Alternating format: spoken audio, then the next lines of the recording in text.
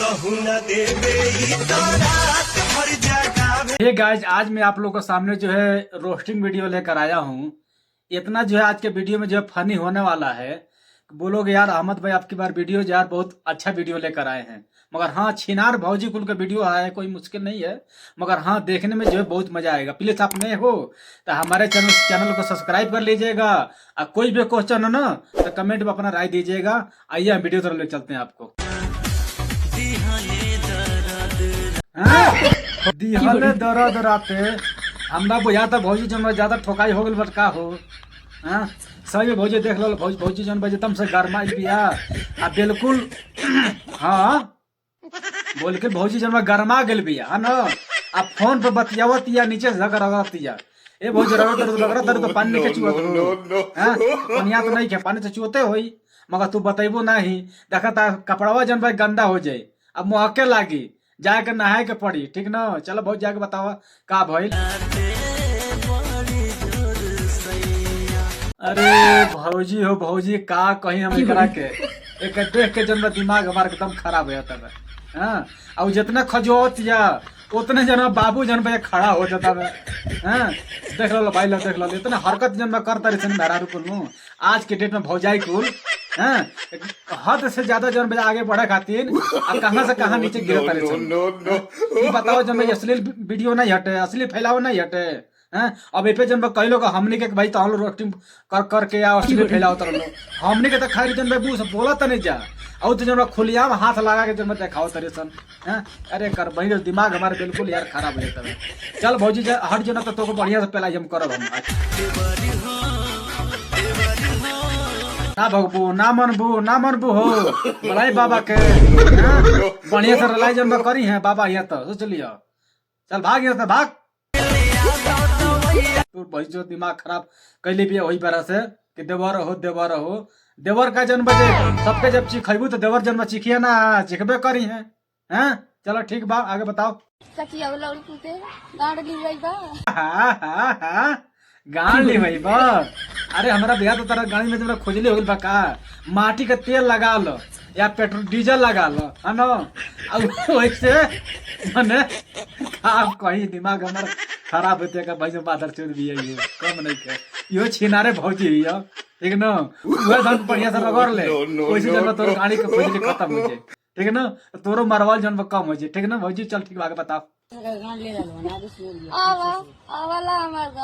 भैया सही बोलावतिया क्या आव हाँ ले लो हाँ आ गाड़ पे जन चुतर मार के बजावते ओकर सहेली है ना। कहते गावा ले लो कोनो मुश्किल नहीं है ठीक है ना। भौजी कोनो बात ना बोलावा है तो एंजॉय जन करावा कोनो ना कोनो इबो करिया सन आ दबा के जन छुआ दिया सन एकबा काहे देखो के कुकुर जे हां बिल में ठीक तरह मुर्गी के तरह ठीक ना। चलो ठीक आगे बतावा।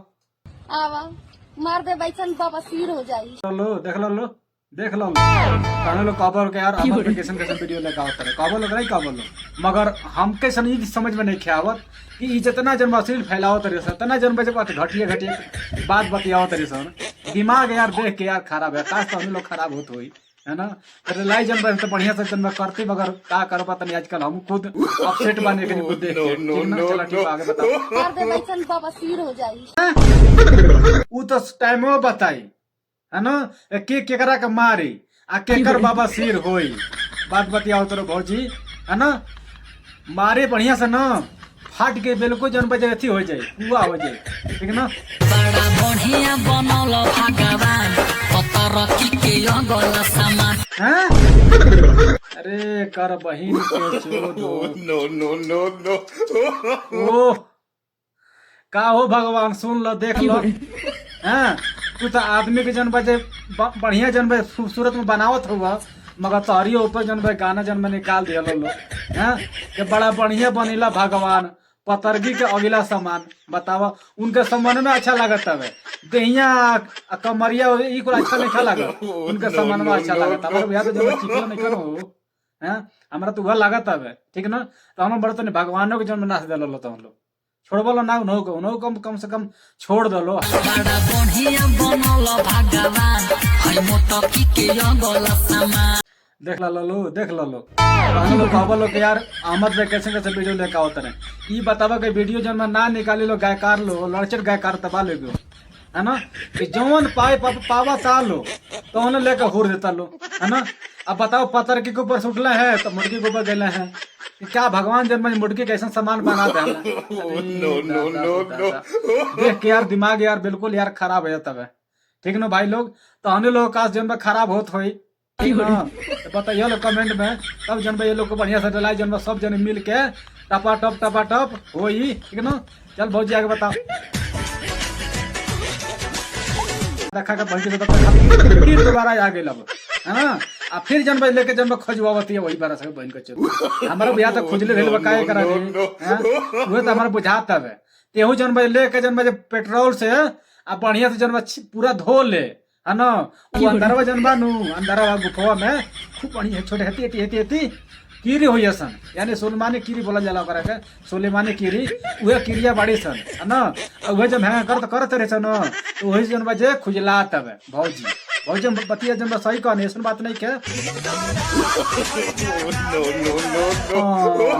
बात सही कहलू भौजी हैं कि रात भर जगावेला। हाँ ई तो बात एक नंबर के बात बाटे, मगर हाँ अगला से लेके पिछुआ जन खजुआता भौजी भौजी जन खुजली हो गई बाटे है ना। अगो खजलाता पछुओ खजलाता है भौजी से जो दोनों ओर से हम ये कहब भौजी के बढ़िया से लेके पेट्रोल से माटी का तेल है ना और बढ़िया से जो गाड़ा आगे से पीछे जब धो ले सब जन कीड़ी जन खत्म हो जाए। भौजी के मशीन जब कीड़ा गेल बाटे है ना। चल भौजी आगे बता। भौजी तारा गणिया पर जनबानु लापता जन में गिराए भाग तोर बहन की चोत नहीं दिमाग हमारा खराब कर देते हूँ।